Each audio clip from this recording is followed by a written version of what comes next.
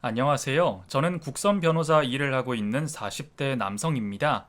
저도 변호사 일을 하고는 있지만 여러분들이 상상하시는 돈 잘 벌고 잘 나가는 그런 변호사는 아닙니다. 사실 국선 변호인을 주로 하는 변호사는 공익적인 일들을 많이 하게 되다 보니 돈벌이가 되지는 않습니다. 어쩔 때는 남들보다 몇 배로 바쁘게 살면서도 대기업 직장인보다도 못 버는 달도 있으니까요. 그럼에도 제가 국선 변호인 일을 하는 것은 전부 저의 가치관 때문이었습니다. 힘없고 돈 없어서 억울한 일을 겪는 사람들을 도와주고 싶다는 생각에 이 일이 아무리 힘들어도 이 일을 묵묵히 해내고 있는 것이겠죠. 철부지였던 제가 변호사 일을 시작하게 된 것은 전부 한 사람 때문이었습니다. 어렸을 적부터 나를 수없이 괴롭혀온 그놈 때문에 저도 말 못할 억울한 일을 겪었었고, 어떻게든 그 고통과 괴롭힘에서 벗어나고자 제가 이악 물고 여기까지 버텨낼 수 있었던 것이죠. 그놈이 제게 줬던 상처와 아픔들은 평생 가도 씻어낼 수가 없을 겁니다. 그랬던 제 원수를 수십 년 후 다시 만나게 된 것을 보면 참 세상이 재미있다는 생각도 들고 정말 인연이라는 게 있는 건가 싶은 생각도 드네요. 그 질긴 악연의 끝을 여러분들과 공유하고자 이렇게 사연을 보내봅니다. 어릴 적 저는 외할머니 밑에서 어렵게 자라왔습니다. 가난한 형편 탓에 어린 시절 방황을 일삼던 어머니는 어린 나이에 사고를 쳐 혼자 저를 낳으시고 한창 엄마 품이 필요한 저를 외할머니에게 맡기고 사라지셨습니다. 그런 가정사 때문에 저는 아버지의 존재는 들어본 적도 없었고 어머니 존재 역시 기억에도 없이 여태 인연을 끊고 지내왔습니다. 그래서 저는 부모가 있으면서도 고아일 수밖에 없는 존재였어요. 할머니는 저를 거두실 만한 형편이 되지는 않았지만 저를 불쌍히 여기셔서 저를 고아원에 보내지 않으셨고 없는 형편에도 어떻게든 저를 보살펴내셨습니다. 어릴 적부터 엄마 아버지 모르고 할머니에게만 의지해 자랐던 저는 깊으신 할머니의 관심과 사랑 덕분에 건강히 자라 어엿한 국민학생이 되었습니다. 저희 할머니는 저를 사랑하고 아끼셨지만 다른 아이들 부모님처럼 저를 가르치거나 할 여력은 되지 못하셨고 그 시절 그 형편에 유치원 같은 곳은 가보지도 못했던 저는 학교에 들어가서야 겨우 한글을 뗄 수 있었습니다. 그렇게 학교에 들어가서야 조금씩 세상을 알아가기 시작했던 저는 다른 아이들의 부모님과 많이 다른 저희 할머니가 부끄러워졌습니다. 이전에는 할머니가 너무 좋아서 할머니만 있으면 된다 했던 제가 어느 날부터 주름 많고 냄새나는 할머니가 창피해지기 시작했죠. 그 후로 할머니가 학교를 찾아오시는 걸 부끄러워했고 다른 친구들 앞에서 할머니 보이기를 싫어했습니다. 온통 짠지에 나물 뿐인 할머니 반찬이 창피하여 도시락을 숨기던 저는 할머니에게 도시락을 싸지 않아도 된다며 거짓말까지 했고 저는 할머니가 제 속을 모르실 거라 생각했습니다. 하지만 어느 날 제 또래의 아들이 있는 젊은 아주머니에게 이것저것 물어보시는 할머니를 보고 저도 정신을 차릴 수밖에 없었습니다. 요즘 애들이 뭘 좋아하는지 몰라서 그 애들이 이런 거 해주면 잘 먹나? 그럼요, 할머니. 요즘 애들은 소세지 하나면 환장해요. 그 도시락 반찬에 그런 거 없으면 안 먹죠. 태식이도 좋아할 거예요. 아유, 내가 다 늙어가지고 요즘 애들이 뭘 좋아하는지 무슨 생각을 하는지 그런 건 하나도 모르겠어. 아, 애가 학교 가더니 내가 창피한지 학교도 오지도 말라 그러고 친구들 데려올 생각도 안 하더라고. 저번에는 애 생일이라고 시루떡 쪄줄 테니 애들 불러오라 그랬더니 그 케이크 안 해주면 안 데려온다고 그냥 가버리는 거야. 그런 거 보면 내가 뭘 해줘야 하는지 아는 것도 없고 해줄 것도 없어서 속이 상하네. 할머니가 저 때문에 힘들어 하셨다는 것을 알게 된 저는 그 후로 금세 정신을 차렸습니다. 내가 뭐라고 할머니의 정성을 무시하고 노력을 꺼려 했는지 할머니의 속상한 마음을 안 뒤로는 그 일을 후회할 수밖에 없었습니다. 그 후로 저는 할머니에게 좋은 손자가 되기 위해 말썽 부리지 않고 지냈고 하루빨리 어른이 되어 제가 할머니에게 보답하겠다고 생각하고 있었습니다. 그런 제가 중학생이 되고 뜻하지 않았던 일을 마주하게 되었습니다. 어려운 형편 속에서 할머니의 고단함을 알고 있던 저는 학교에서 지원받을 수 있는 것은 전부 빼놓지 않으려 했었어요. 급식비나 학비 지원 같이 제가 받을 수 있는 지원들을 최대한 받으면서 조금이라도 할머니의 짐을 덜어드리고 싶었죠. 얼마 안 되는 돈이라도 저희에게는 큰 돈이었습니다.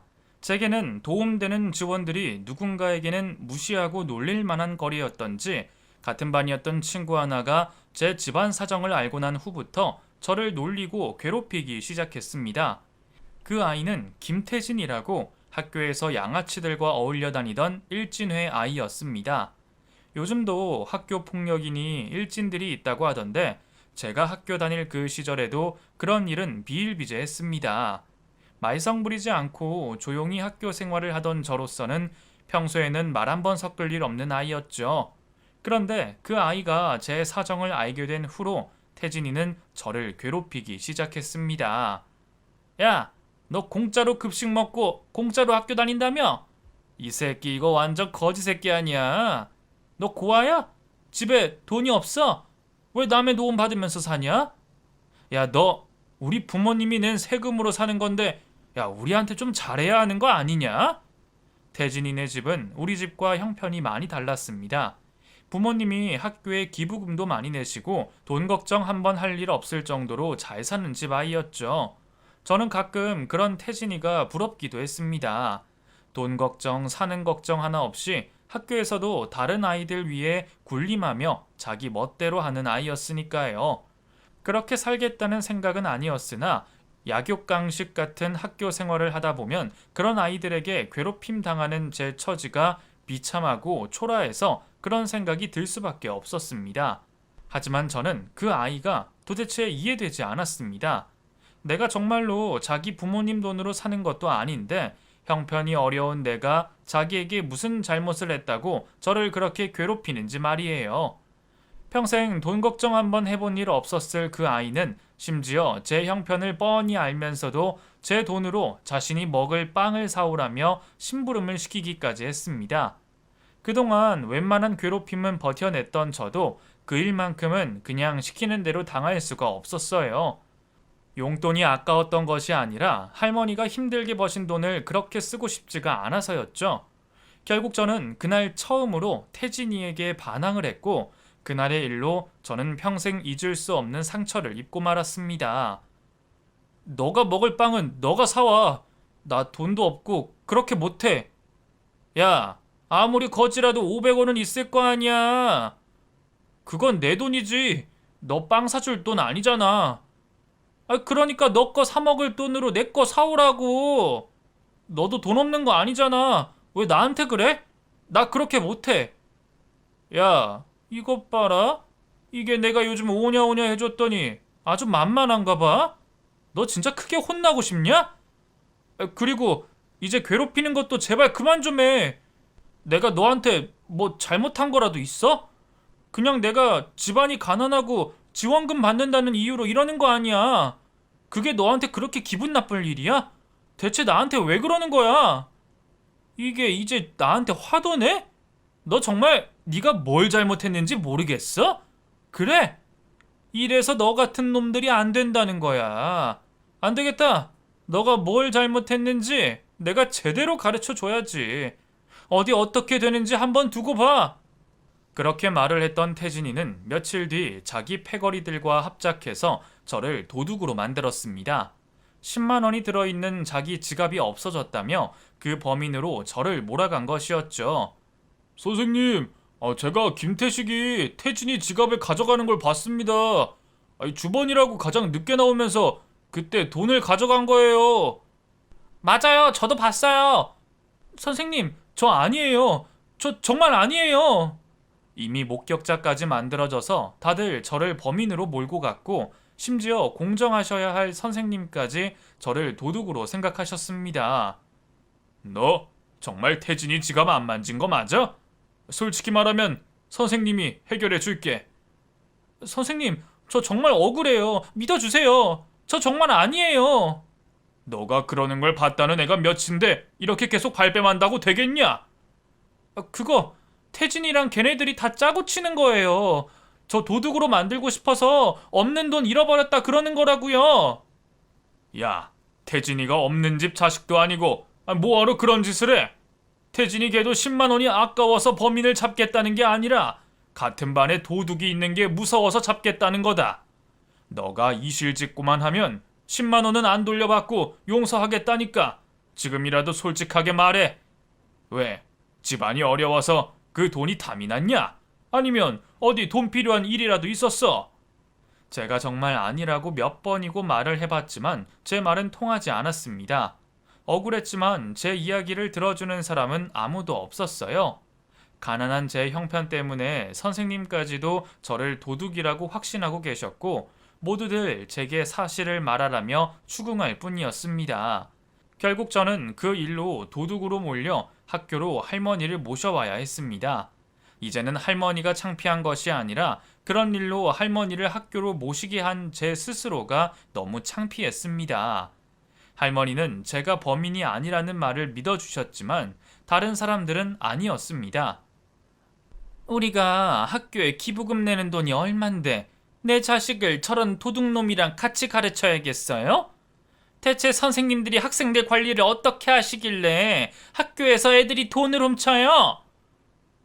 태진이 어머니, 저희가 정말 죄송합니다. 한 번만 용서해 주시면 다시는 이런 일 없도록 하겠습니다. 이번만 그냥 넘어가시죠.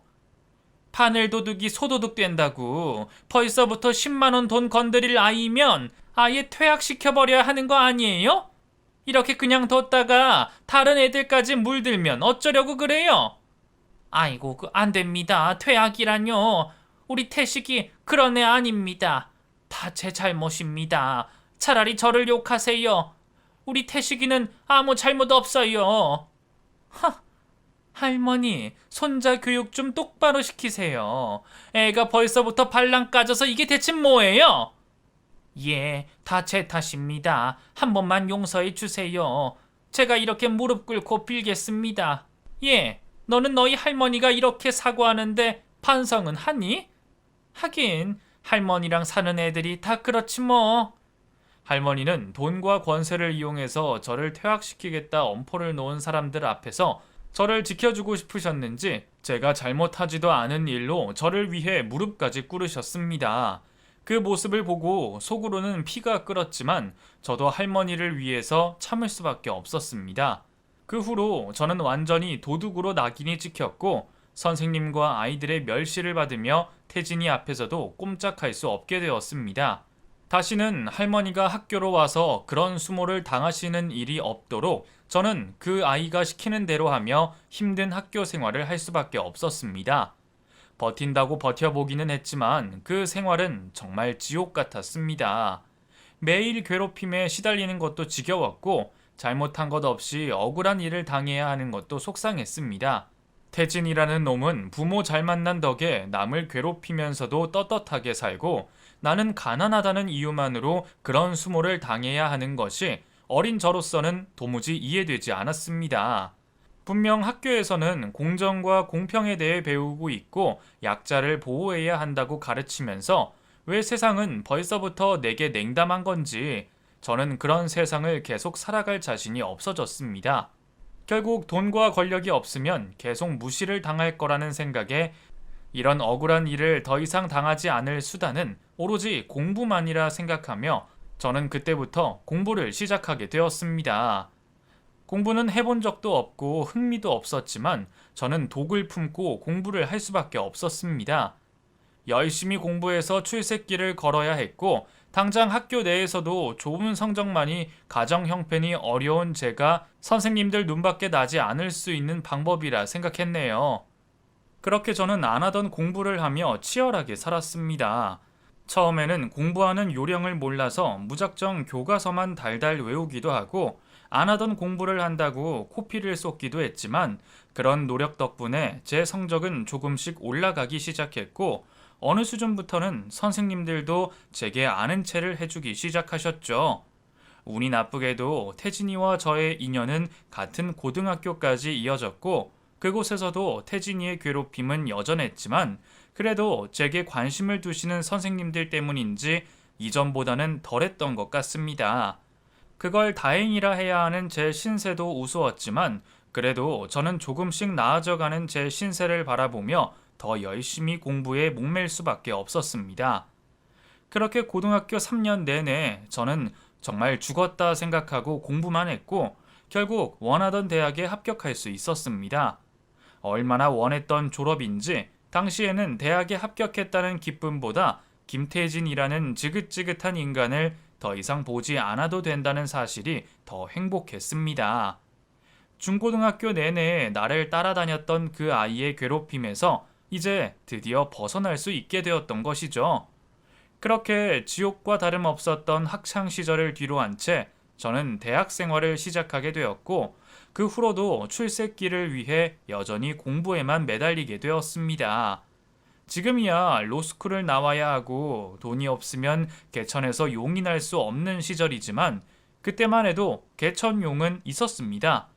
저 역시도 공부 좀 한다는 친구들 틈바구니에서 사법고시를 준비하고 있었고 법조인의 꿈을 가지게 된 저는 그 중에서도 판검사를 꿈꾸게 되었죠. 법복을 입고 멋들어진 제 미래를 꿈꾸며 하루 왼종일 공부를 붙잡고 있었습니다. 공부 잘하고 머리 좋다는 사람들도 번번이 떨어진다는 사법고시가 결코 쉬운 일은 아니었고 더군다나 타고난 머리보다는 끈기로 버티고 있던 저는 더더욱 노력을 거듭하는 수밖에 없었습니다. 그리고 저를 위해 여태 고생하시고 여전히 저를 챙겨주시는 할머니를 위해서라도 저는 사시에 합격해 출세하는 수밖에 없었죠. 그렇게 제가 몇 년간 사시를 준비하다 보니 주변에서 소문을 듣고 저희 할머니에게 이것저것 물으러 오시는 분들이 꽤 생기기 시작했습니다. 전부 할머니의 지인들이다 보니 저마다 사정들이 참 딱하기 이루 말할 데가 없었습니다. 친구에게 잘 모르고 속아서 돈 떼어 먹힌 사연, 집주인이 보증금 떼어 먹고 안 내어준다는 사연, 보증인 줄 모르고 도장 찍었다가 보증빚 떠는 이야기들까지 전부 안타까운 일들이었습니다. 태식아, 너가 좀 도와주면 안 되겠냐? 아니, 사람이 사정이 너무 딱하다. 이런 일은 변호사를 찾아가셔야지. 내가 진짜 변호사도 아닌데 어떻게 도와드려? 갔더니 몇백만 원이나 달라고 그랬단다. 그 사람들 전부 당장 오늘 버티기도 힘든 사람들인데 거기 갖다 줄 돈이 어딨겠어. 다들 못 배우고 몰라서 억울한 일 당한 건데 아휴, 참 불쌍하기도 하지. 저도 아직 준비생이니 정말 법조인은 아니지만 아무것도 모르고 돈이 없어서 어렵다는 그분들을 모른 척할 수가 없었습니다. 할머니를 통해 그런 분들을 자주 만나게 되다 보니 저도 많은 생각을 하게 되더군요. 세상에 나 말고도 억울하고 힘든 사람들이 어찌나 많은지 이 많은 사람들을 돕기 위해 내가 나설 수는 없을까 하는 생각을 하게 되었습니다. 그리고 그때 그 일이 그저 출세하고 싶어 판검사를 생각했던 제가 국제 변호사 일을 하기로 마음먹은 첫 시작이 되었죠. 이후 저는 무사히 사법고시에 합격하게 되었고 연수원을 졸업한 뒤로 곧장 국선 변호인 생활을 시작하게 되었습니다. 그때나 지금이나 여전히 돈은 안 되고 일은 힘든 생활이었지만 어려운 분들을 돕는다는 자부심 하나로 이 일을 하고 있었죠. 그러다 제 평생에 잊지 못할 사람을 다시 만나게 되었습니다. 그것도 제가 변호를 맡게 된 의뢰인이자 피고인으로 말이죠. 바로 제 중학교 시절부터 시작된 질기고 오래된 악연이었던 태진이었습니다. 제가 처음 피고인의 이름을 확인했을 때도 동창인 김태진을 떠올리지 않을 수가 없었어요. 성인이 되고 국선 변호인이 되어 과거의 트라우마에서 벗어나 살고 있었지만 단 한 번도 그 이름을 잊지 않았습니다. 우연히 동명이인을 만나더라도 꼭 그 아이를 떠올렸어요. 그러면서 언젠가 단 한 번만 만나게 해달라고 빌고 있었죠. 그러면 꼭 그놈의 면전 앞에서 과거의 치욕을 꼭 갚겠다고 수십 수백 번 되뇌었습니다. 그렇게 고대하던 녀석을 피의자와 변호사 신분으로 만나게 된 겁니다. 처음 변호인으로서 접견하는 날 아무렇지 않은 척하고 있었지만 속으로는 쾌재를 부르고 있었습니다. 그런 제 속마음도 모르고 녀석은 저를 이리저리 뜯어보더니 이내 제가 동창 김태식인 것을 알고는 반가워하더군요. 저 변호사님, 혹시 그 땡땡 중학교랑 땡땡 고등학교 나오지 않았어요? 아무리 봐도 내 친구랑 너무 닮았는데. 네, 그 두 군데 모두 제가 나온 출신 학교가 맞습니다. 아, 그럼 맞네. 오, 태식이 변호사 됐어. 야, 우리 빵 셔틀 태식이가 이제 변호사야. 야, 나 기억 안 나? 나 태진이야. 김태진. 그만하지. 지금 친구 사이로 만난 자리도 아닌데. 오, 태식이 많이 컸네? 너무 오래돼서 자기 위치를 잊어버린 거야? 진짜 옛날 기억나게 해줘야 하냐? 야, 태식아, 빵 좀 사와봐라. 뭐? 아, 장난이야, 장난. 아, 네가 너무 진지하니까 장난친 거 아니야. 야, 안 그래도 예전에 친구들한테 너 사법고시 붙었다고 듣기는 들었는데, 야, 이런 곳에서 만나게 되냐? 근데 뭐야? 너도 한눈에 나 알아봤을 거면서 모른 척 한 거야? 아이씨, 야, 좀 섭섭하려고 하네? 그 녀석은 아직도 자신이 최상위 포식자 노릇을 하고 있던 학창 시절에 머무는 듯 했습니다. 반가워하던 처음 모습과 달리 자신과 다르게 덤덤한 제 모습을 보고는 마음에 들지 않은지 꽤나 분위기를 잡으려 하더군요. 당연히 알아봤지. 내가 너를 기억 못할 리가 있나. 근데 한가하게 옛 추억이나 꺼내서 회포를 풀을 만한 상황이나 장소는 아니지 않아? 자칫 잘못하면 징역 판결 받을 수도 있는데 사사로운 감정 풀 필요는 없잖아. 그래, 뭐 우리 사이가 그럴 만한 사이는 또 아니긴 하지. 야, 근데 태식아, 너무 열심히 하려고 하지 마. 아, 별거 아니니까. 너가 신경 쓸 건 별로 없어. 어차피 내가 아무리 무겁게 처벌받는다고 해도 겨우 가정폭력 초범인데 그거면 징역 몇 개월 아니냐? 야, 그것도 반성하는 모습 조금만 보이면 집행유예이고 나도 대충은 알아 임마. 이미 아내랑 갈라서려고 미리 이것저것 나도 알아봤어. 녀석이 범죄자로 피고인 조사를 받고 재판을 준비 중인 이유는 아내에게 가정폭력 휘두르다 현행범으로 체포가 되어서였습니다. 그런데 어디에서 주워들은 말은 있는지 집행유예라는 말을 들먹이며 별것 아닌 것처럼 말하더군요. 사실 아는 척하는 것보다 어이가 없었던 건 재벌은 못 고쳤는지 자신의 아내를 폭행한 것에 있어서 조금의 죄책감도 없는 모습이었다는 거예요. 알아봤다고? 너 법정 가서도 그렇게 말하면 계획범죄가 되는 건 알고 말하냐? 요즘 점점 가정폭력에 대해서 처벌이 강해지고 있어서 좀 전같이 말하면 판결에 영향이 있다고. 알아? 사건의 심각성도 확인 안 해보고 초범이라는 이유로 집행유예 받을 거라고 단정 짓고 안심하고 있을 때가 아닌 것 같은데? 오, 태식이 완전 프로페셔널하네? 야, 어찌됐든 네가 내 변호사니까 열심히 좀 해줘. 내 말대로 심각한 상황이면 네가 감형받게 해줘야지. 글쎄, 나도 사건 봐서 정 힘들다 싶으면 사임해야지. 근데 너 예전에는 집안이 넉넉하지 않았냐? 그런데 웬 국선 변호인? 아, 부모님 돌아가셨고 유산은 받기는 했는데 내가 알 필요는 없고 그냥 내가 돈이 좀 없어야 하는 상황이라는 것만 알아라. 아, 그래. 그 국선 변호사가 이혼 소송도 해주냐? 나 아내가 이혼 소송도 할 것 같은데 이왕이면 친구인 네가 도와주면 좋잖아. 거기다 이번 재판과 일맥상통하기도 하고. 당연히 친구 부탁인데 해주는 거지? 야, 태식아, 잘 부탁한다. 아이씨, 자식. 내가 네 덕을 보는 날도 있네. 과거와 하나도 변하지 않은 건방진 모습에 사임을 할 생각도 했었습니다. 자기 아내를 폭행하고도 죄책감 없는 놈을 변호하면 뭐하나 싶었어요. 하지만 이어서 하는 녀석의 말에서 저는 알아차릴 수 있었습니다. 녀석의 입으로 직접 한 말실수에서 말이죠. 바로 돈이 없어야 하는 상황이어야 한다는 말이었어요. 사실 넉넉한 형편의 녀석이 국선 변호인을 지정받은 것도 의아해하고 있었습니다. 거기다 아내를 폭행하고 형사재판과 함께 이혼 소송을 당할 것을 아는 놈치고는 느긋한 모습이 더욱 수상했어요.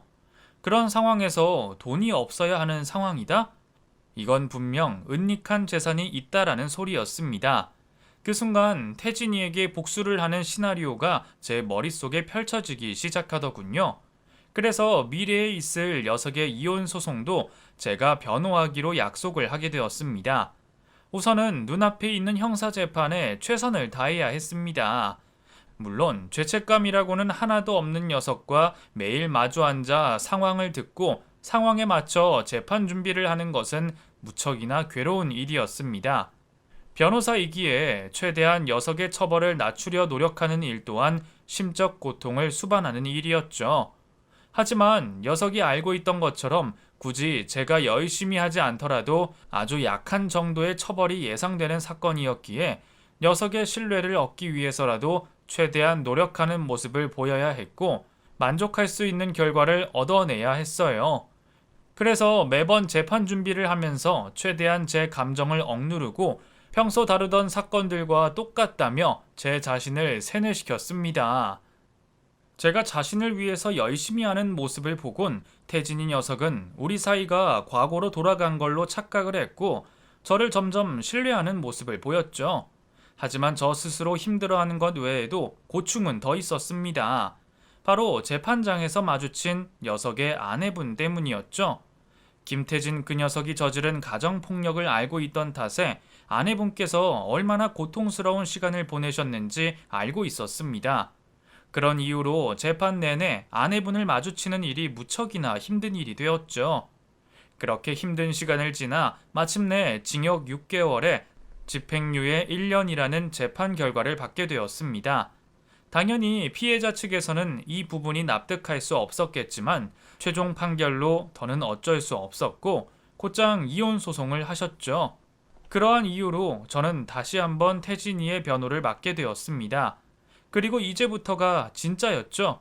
재판 판결로 받은 가정폭력뿐만 아니라 외도까지 추가된 이혼 소송으로 귀책 사유로 굉장히 복잡했지만 역시나 태진이는 느긋했습니다. 이미 서류와 계좌 내용 모두 깨끗하게 정리가 되어 있던 상황이라서 그런지 여유로웠죠. 은닉한 재산에 대해서 알아내려고 했지만 아직 녀석의 신뢰를 덜 얻은 것인지 좀처럼 말을 하지 않더군요. 야, 태식아, 어떠냐? 문제 될 게 좀 보여? 안 그래도 연락하려고 했는데 내가 네 재산 내역을 확인했는데 정말 이게 전부야? 지금 살고 있는 아파트랑 얼마 나가지 않는 이 땅 하나밖에 없을 리가 없잖아. 야, 진짜 그거 2개 남았어. 너도 알잖아. 내가 명품을 좀 좋아하냐? 거기다 도박까지 해서 싹 다 날려먹었다니까. 그나마 그 땅은 산다는 사람이 없어서 내가 판돈으로 못 바꾼 거지. 집은 살고 있으니까 팔 수가 없는 거고. 아내분 측에서 네 재산 조회하는 방법은 있어. 괜히 그러다 걸리면 강제 집행 면탈죄로 형사처벌 받는다니까? 너 지금 집행유예 기간이야. 알고 있지? 나한테까지 속이려고 하면 안 돼. 의뢰인이 변호인에게 거짓말하면 나도 사임할 수밖에 없다고. 야, 너는 그냥 학교 때처럼 내가 하라는 대로만 하면 돼. 너 나 모르냐? 너도 나랑 학교 생활에서 알 거 아니야. 내가 얼마나 눈치가 빠르고 또 철두철미한 놈인지. 애초에 이런 날 올 줄 알고 다 준비해 놨어. 그러니까 걱정 마. 지금은 금융감독원 할아버지가 찾아와도 나한테 있는 재산은 거기 종이에 있는 것밖에 없다고 한다고. 그리고 너가 겪어서 알 거 아니야. 내가 수입도 없으니까 이전 재판 때 법원에서 내가 돈이 없다고 국선 변호사인 너를 붙여준 거 아니야. 나 진짜 돈 없어. 하여튼 정말 없다는 소리지? 혹시 나중에 상대방 측에서 알아내면 그땐 나도 그만둔다? 아이씨, 알았다고. 태식아, 너는 그냥 내가 말한 토대로 법정에서만 잘 싸워주면 돼. 내가 그 여자한테 돈만 조금 주게 해주면 된다고. 제가 예상한 것과 달리 태진이는 저에게도 경계심을 풀지 않았고 그의 조급해진 저는 나름대로 은닉한 재산을 조사해 보았지만 아무런 결과물이 없었습니다. 2년, 2년 안에 은닉된 재산을 찾아내야 녀석의 아내분께서 정당하게 자신의 몫을 받을 수 있었습니다. 당장에 녀석이 숨긴 재산을 찾으려 무리를 해서 의심을 받기보다는 열심히 하는 모습을 보여 신뢰를 쌓은 후 찾는 게 나을 거라 생각했고, 그날 이후로 다시 녀석의 변호에만 집중하게 되었습니다. 그리고 이번에도 태진이 녀석은 큰 피해 없이 이혼을 할 수 있었습니다. 꼭 저 덕분에 그러한 결과를 받았다고 할 수는 없었지만 태진이 녀석은 돈 10원이라도 더 아끼게 되었다며 무척이나 기뻐하고 있었어요. 그렇게 신이 나 있던 태진이는 저를 데리고 자신의 어려운 처지와 맞지 않는 비싼 술집으로 갔습니다. 야, 태식이 다 네 덕분이다. 옛날에 같이 놀던 놈들은 지금 하나같이 쓸모없는 놈들인데, 야, 내가 괴롭혔던 놈이 나한테 도움을 주네. 연속된 재판 내리 네가 노력해줘서 기대 이상의 결과가 나왔다. 야, 고맙다 태식아. 야, 그리고 좀 많이 늦었지만 그때는 학창 시절에는 내가 미안하다. 내가 사과하니까 우리 없던 일로 하고 이제 어려운 일이 있을 때 서로 부탁도 하고 친하게 지내자. 나야 내 일을 한 건데 고생은 무슨. 어쨌든 네가 나한테 수고했다는 뜻으로 사는 거니까 빼지 않고 잘 마시마. 아, 태식이 정말 많이 변했다니까. 아닌가? 예전에 내가 너를 못 알아본 건가? 그제서야 태진이는 저에 대한 경계를 푸는 듯이 보였습니다. 아직 저를 졸로 보는 덕분인지 이것저것 저에게 떠들기 시작했죠. 야, 어떻게 남자가 여자 하나만 두고 사냐? 안 그래? 여러 여자를 품을 수 있는 능력 있는 남잔데 어떻게 결혼에 묶여있냐고. 그래서 아내랑 헤어지면서까지 만나고 있는 여자와도 결혼 안 하겠다고? 아, 당연히 안 하지. 걔도 딱 내 돈 돌려받을 때까지만 만나는 거야. 뭐? 그게 무슨 소리야? 아유, 이놈의 입. 아, 내가 또 취해서 별말을 다 하네. 에이씨. 아, 그래. 태식이는 내가 믿지. 중학교 때부터 따지면 내 밑에 몇 년 동안이나 있었는데. 야, 이혼 소송 끝났으니까 하는 말인데 사실 내 돈 전부 지금 여자친구한테 옮겨놨어. 내가 그 돈 세탁하려고 얼마나 노력했다고. 그 고생을 한 것만 생각하면 내가 이혼하면서 돈을 오히려 받아야 하는 건데. 그토록 찾고 있던 은닉 재산 전부가 그 여자에게 있었습니다. 방법도 다양하게 몇 년에 걸쳐서 돈 세탁을 하고 거래를 복잡하게 만들어 그 여자에게 다 옮겨놨더군요. 그러한 방법과 노력도 놀라운데 그것보다 더 놀라운 걸 알게 되었습니다.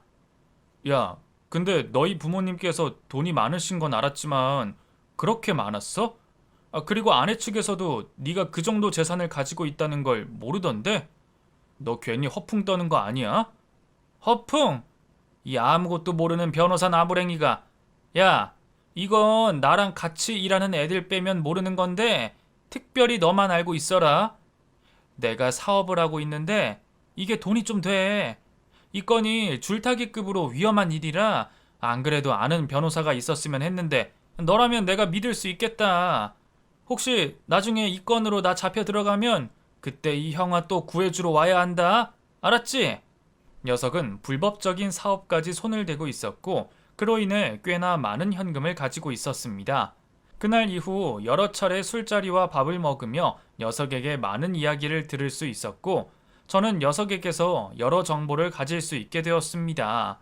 그러면서 증거들도 어느 정도 모을 수 있었고 3개월이 넘는 시간 동안 제법 많은 양의 정보와 증거들이 모였고 이것들 가지고 충분히 소송을 할 수 있을 거라 생각되었습니다. 그렇게 모은 것들을 가지고 태진이와 이혼한 아내분을 찾아가게 되었죠. 당연하게도 전처분께서는 자신을 찾아온 저에게 의심의 눈초리를 보이셨습니다. 안녕하세요. 저... 누구신지 알고 있어요. 그런데 저에게 무슨 일로 찾아오신 거죠? 미안하다는 말이라도 하시려고 오셨나요? 그런 거라면 됐습니다. 어차피 변호사라 어쩔 수 없다는 정도는 알아요. 이렇게 찾아오시는 게 더 불편하니 다시는 찾아오지 말아주세요. 죄송합니다. 그런데 정말 중요한 일이 있어서 이렇게 신뢰를 무릅쓰고 오게 되었습니다. 남편분 재산이 겨우 그것밖에 없다는 것이 이해가 되세요? 남편 변호를 맡은 분께서 그런 질문을 하세요? 그럼 변호사분께서는 이해가 되시나요? 저도 당연히 이해가 안 되죠. 그런데 지금은 상황이 달라졌습니다. 판결 난 이후에 제가 남편분 은닉 재산을 알아냈고 입증할 증거들도 있어요. 아내분만 원하신다면 소송으로 못 받으신 아내분의 정당한 목 찾으실 수 있습니다. 도대체 저한테 왜 이러시죠? 솔직히 당황스럽고 무슨 속셈인가 걱정도 되네요. 괜히 평판만 깎일 행동을 왜 제안하시는지 이해가 안 돼요. 자세한 제 사연은 소송 준비하면서 알려드리겠습니다. 대충 말하자면 그 녀석에게 복수를 하는 게 제 평생의 소원 중 하나입니다. 제 말을 듣고도 오랜 시간 고민을 하던 아내분은 고심 끝에 소송 제안을 허락했고 이에 곧장 소장 접수를 하게 되었습니다.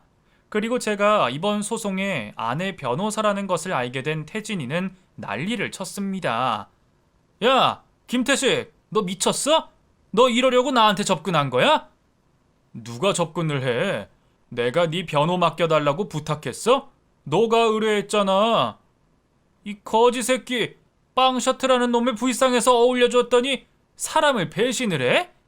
야, 너 변호사가 의뢰인 비밀 누설하는 게 문제되는 거 몰라? 너 내가 돈 숨긴 거 나한테 들었잖아.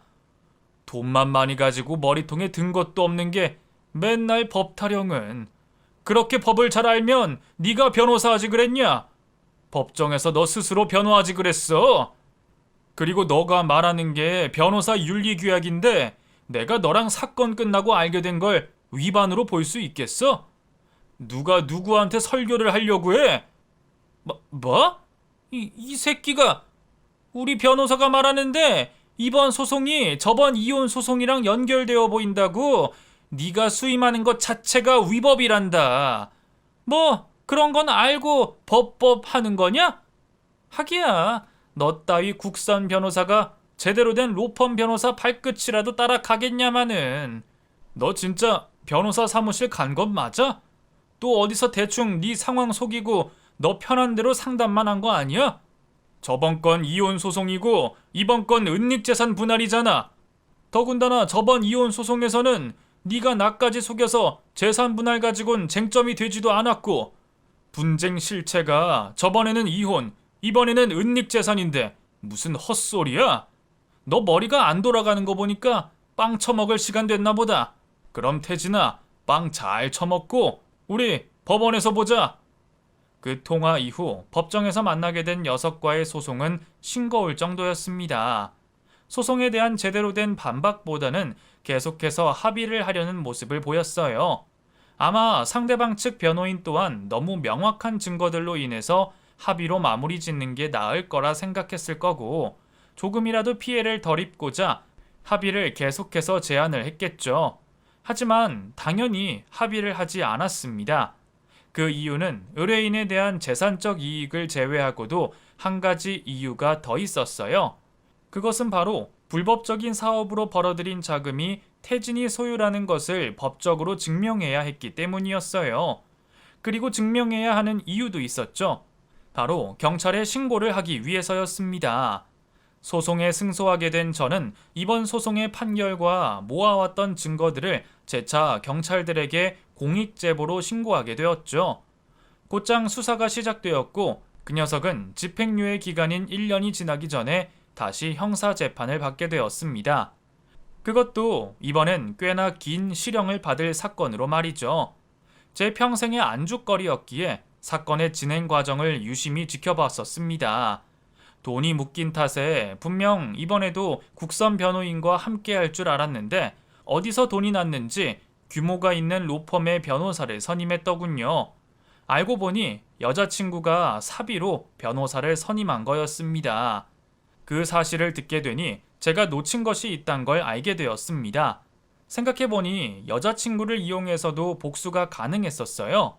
녀석이 저를 만나 떠드는 3개월 내내 여자친구에게 대한 험담이나 가벼운 만남이라는 걸 암시하는 말을 모두 녹음해놨으니 말이죠. 저는 수많은 녹음 기록을 일일이 확인하여 태진이 옆에서 끝까지 남아주고 있던 여자친구이자 상간녀에게 들려주었습니다. 당연히 처음에야 자신의 오빠가 그럴 리가 없다며 부정을 하고 있었지만 수십 분 동안 이어지는 사실들에 고맙다는 말도 없이 자리를 박차고 떠나더군요. 그 다음 재판에 있어 갑작스레 변호인이 바뀐 것을 보면 유일하게 태진이 옆에 남아있던 여자마저 떠났다는 걸 알 수 있었습니다. 어차피 아무리 유능한 변호사가 선임된다고 해도 처벌을 피할 수는 없었습니다. 결국 태진이는 그렇게도 피하고 싶어 하던 징역살이를 하게 되었죠. 수감이 된 태진이에게 몇 번이고 면회 신청을 했지만 저에게 잔뜩 화가 났는지 단 한 번도 만나주지 않더군요. 하지만 저의 면회 신청은 계속 이어졌고 그러다 어느 날 태진이가 저를 만나주는 날이 왔습니다. 이야, 네가 날 만나주고 이게 웬일이냐? 태진이 너 이제 좀 사람 되는가 보다. 좋냐? 좋아! 네 손으로 복수해서 좋냐고! 너 어릴 때 일 때문에 이러는 거지? 재수 없는 놈. 어렸을 때 내가 너를 아주 일어서지 못하게 밟아놔야 했어. 그러면 내가 언제까지 밟혀 있을 것 같아? 지금도 이렇게 일어서서 너에게 한 방, 아니 몇 방은 먹였는데 너가 밟은 만큼 내가 복수하지 않았을까? 그리고 제발 남 탓 좀 하지 말자.